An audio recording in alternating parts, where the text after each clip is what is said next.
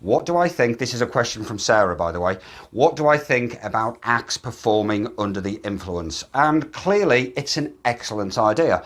Those who perform on a stimulant such as crack or meth, well, they speak very quickly, maybe a little bit such as myself. They can squeeze in more jokes into their set. They're not going to feel the usual level of nerves. And clearly, I'm not being overly serious on the idea of performing on a stimulant such as methamphetamine or crack cocaine.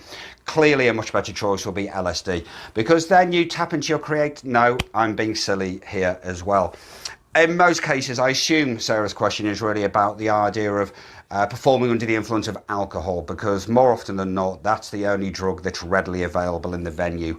And my honest feeling is and I'm no Puritan, please rest assured I'm absolutely no Puritan, but my honest feeling is that if you need to have a drink to get up on stage, definitely try and limit it. It might be a case of a bit of Dutch courage to manage the nerves. One glass of something isn't likely to make a world of difference. Much more than a glass of something quite likely will make a world of difference. And it comes down to a couple of aspects primarily, I feel. One of those would be that if you actually have to have a drink so that you can perform, then that to me appears like a slippery slope.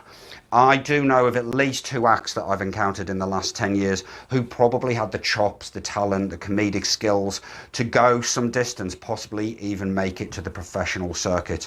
But their drinking problems off stage curtailed those choices for them. People didn't like what they were doing. Often they were just too drunk. So it can be a slippery slope. One drink just to get some Dutch courage, possibly so. After you've performed, knock yourself out, drink as much as you like. The venue always appreciates that. But as much as anything, if you're under the influence of something, one way or another, it is likely to slow you down, if even but a fraction. Now, typically I come from the position of being an MC, which means that I'm riffing and being off the cuff far more than most comedians will be, because they're running through their set, their script, their written material. Nonetheless, I think if you've got something influencing you in the system, the likelihood is you will be slowed down even just a microsecond for swift responses to something that happens in the room.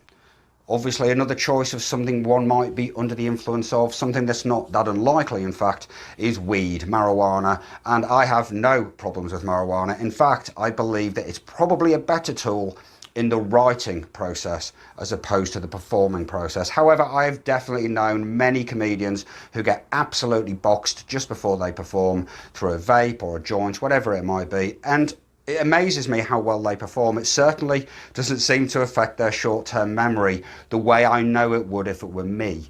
So take that into account. There's always the element of, can you handle it? If you think you can, if you think you're going to be able to remember everything, if it makes you sharper, okay, probably okay to a limited degree.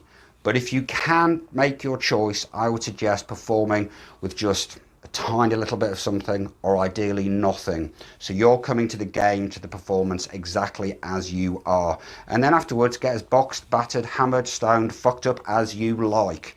From the point of view of smoking weed, having a joint, getting stoned, I would propose that it's better to put this into the creative writing process.